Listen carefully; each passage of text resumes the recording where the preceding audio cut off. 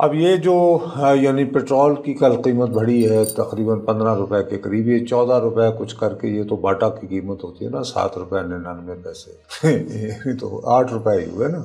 تو عرض میں یہ کرنا چاہ رہا تھا، میرا خیال ہے کہ ہم نے شاید 2 ہفتے پہلے جو شو کیا تھا، جب یعنی کہ پیٹرولیم وہ بڑھی تھی قیمتیں، تو اسی وقت جو ہم نے پھر 2 عبادتاں شو کیے ہیں، میں بارہا آپ کو یاد دلاتا رہا ہوں کہ بی بی یہ جو اب ڈالر کی جو قیمت بڑھ رہی ہے، اس کی اب ریفلیکشن پیٹرولیم پرائس میں بھی ہوگی، اور یہ کیئر ٹیکر گورنمنٹ کے آنے کے ہی قریب کی بات ہے۔ کیئر ٹیکر گورنمنٹ کو آپ ہر چیز کا ذمہ دار نہیں ٹھہرا سکتے، ٹھیک ہے؟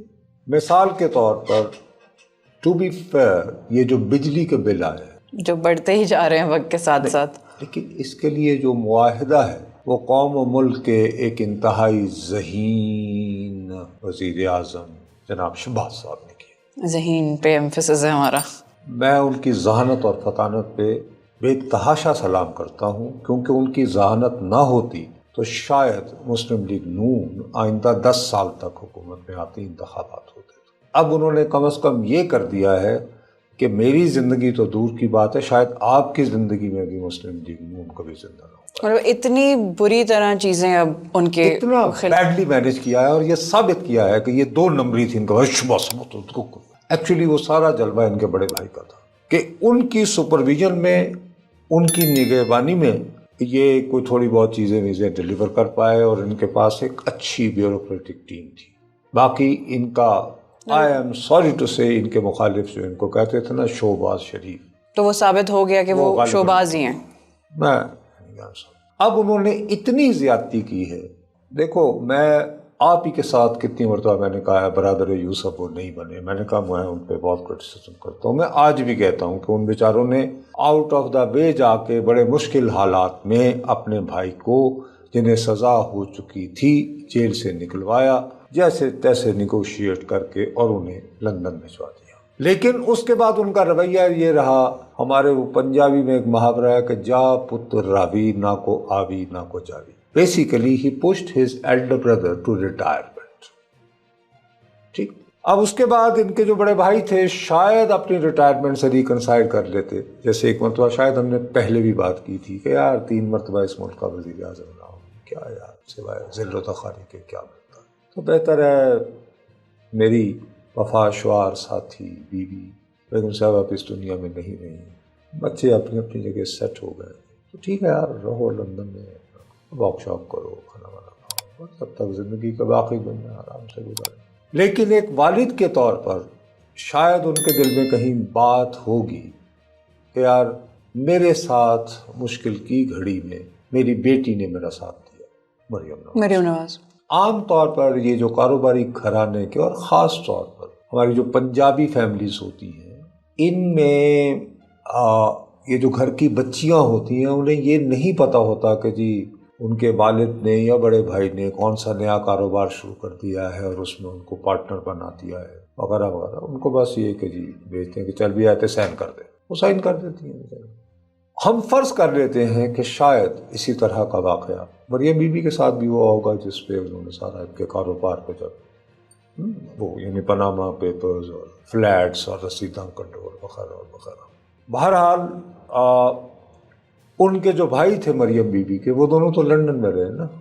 مشکل کی اس گھڑی میں مریم سے آپ سیاسی اختلافات ہزار حل کریں، وہ کھڑی رہی، اور پھر انہوں نے بڑی بہادری اور جمع مردی سے جیل برداشت کی، بالکل، اور C کلاس کاٹی، اور وہ زمین پہ سوئی، اور کبھی محترمہ نے اس طرح کی درخواست نہیں دی، نہ یہ بابیلا مچایا کہ انہیں کھانا کیا مل رہا ہے، کون سے حالات میں کیسی ہیں، اور نہ ہی اس زمانے میں عدلیہ اتنی ہمدرد ہوئی تھی۔ آج کل اللہ کا شکر ہے کہ عدلیہ میں بہت انسان دوستی آ گئی ہے، اللہ تعالیٰ کا بہت بہت شکر ہے کہ ہماری اعلیٰ عدلیہ بہت انسان دوست ہو گئی ہے، اور خاص طور پر میں اٹک جیل میں جو قیدی ہیں، میں ان سب کو مبارک دیتا ہوں کہ ان کے ساتھ مجھے امید ہے کہ انسانی سلوک ہو رہا ہوگا۔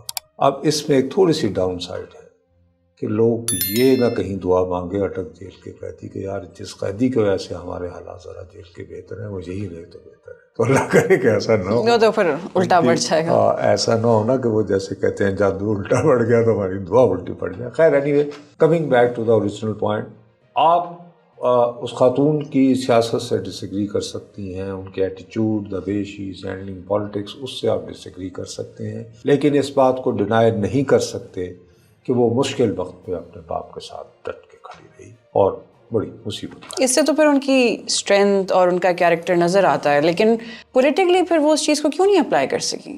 انہیں آگے آنا چاہیے تھا شہباز شریف کی بجائے, انہیں آگے کمال میں کر دو جی چاچا بھائی. اب یہ فیصلے تو پھر آخر میں وہی ہے نا, let's face it like it or not, it's a male dominated society. اور میٹھا میٹھا ہپ ہپ کوڑا کوڑا تھو تھو, دکھ جھیلے بھی فاختہ کبے انڈے کھائیں, جیل جانا ہو تو جائے مریم, کٹ کھانی ہو تو کھائے مریم. لیکن وزیر اعظم بننا ہے تو شہباز شریف صاحب.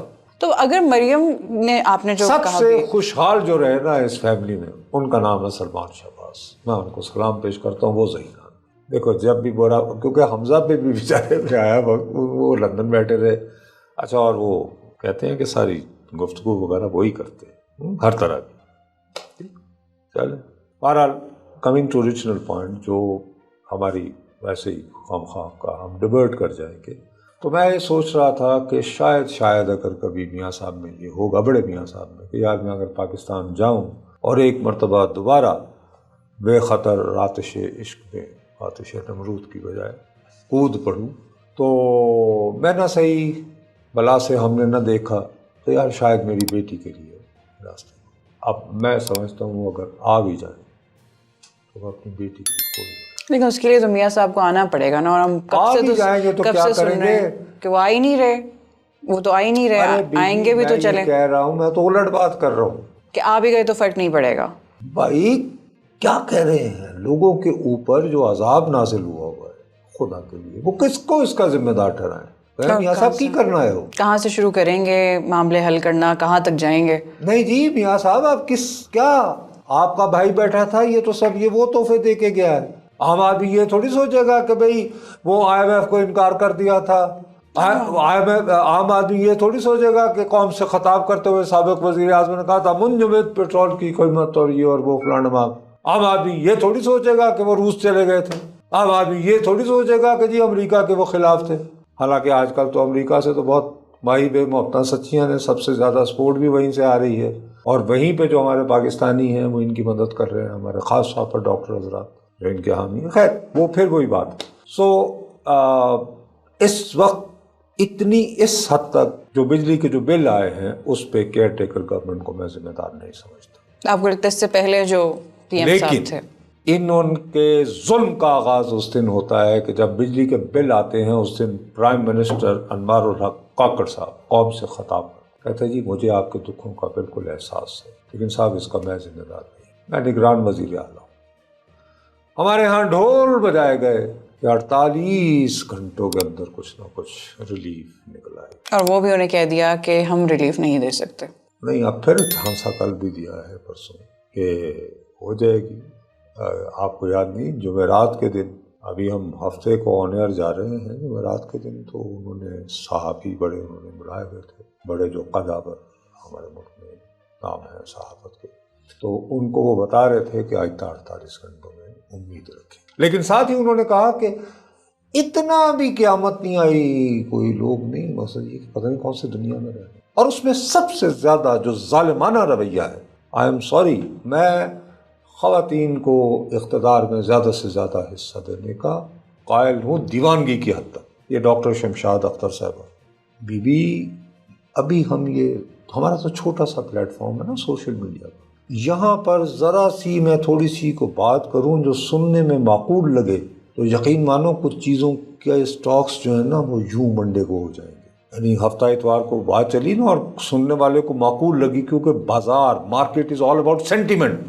یہ خاتون جاتی ہیں سینٹ کی کمیٹی کے سامنے اور بیان دے دیتی ہیں ہائے اللہ مجھے تو پتہ ہی نہیں تھا کہ حالات اتنے برے ہیں. دوسرے دن آپ کی اسٹاک مارکیٹ یوں کریش کر گئی. وہ دے دینے کے بعد چھوٹا سا ایک کلپ کیا, کیا ہے میرا یہ مطلب تو نہیں تھا, میں تو پاکستان کی خدمت کے لیے بہت کاوشیں ہی. کتنا آسان کام ہے یہ کہنا کہ مجھے تو پتہ ہی نہیں تھا حالات خراب ہیں، اور پھر یہ بھی کہنا کہ میرا یہ مطلب نہیں تھا. بھی آپ کا تعلق رہا اکانومی سے، اسٹیٹ بینک آف پاکستان کی آپ گورنر رہی، آپ کو یہ پتہ نہیں ہے کہ نگران وزیر خزانہ کی حیثیت میں آپ جب سینٹ کی کمیٹی کے روبرو جا رہی ہیں اور وہاں سے آتے اور جاتے ہوئے آپ کے کیجول ریمارکس، ایک ریمارک ہوتا ہے نا تو لندن کی مارکیٹ کریش کر جاتی ہے، نیو یارک کی کر جاتی ہے، اگر فیڈ کا کو بندہ کہہ دے، یا market is all about sentiment. یہاں یہ لوگ ذمہ دار ہیں کہ جھوٹی تسلی کیوں دی. اے ایمان والو، وہ بات کہتے کیوں ہو جو کر نہیں سکتے یا کرتے نہیں ہو؟ سیدھی سادھی بات کرتے کہ جی ہمارے ہاتھ بندھے ہوئے ہیں، خدا حافظ، سوری. ہم کم از کم معذرت خواہ تو ہوں، وہ بھی نہیں ہے. یہ تو بالکل ہی ذمہ داری نہ لینے والی بات ہے کہ ہمارے تو ہاتھ بندھے ہوئے ہیں. او بھائی یہ بھی کہہ دیں، لیکن یہ بھی تو نہ کہیں کہ ہائے مشکل نہیں ہے، اب اتنے بھی نہیں کہ لوگ باہر آ جائیں. جی او بھائی، خدا کے لیے جن لوگوں نے بچیوں کی بالیاں اتار کے بیچ کر اپنے بل دیے ہیں، رب کا خوف کریں بھائی، خدا کا خوف کریں. کہ یہ ہے عام آدمی اور ساتھ ہی اب یہ جو کل جو اب یہ پیٹرول کی پرائسز جو یعنی بڑھی ہے، یہ آخری جو 31 کو، تو اس کے بعد تو اس کی ریفلیکشن بھی آئندہ بلوں میں آنی ہے. You can't stop it. یہ تو ایک نیور اینڈنگ سائیکل ہے. سائیکل بن گیا نا.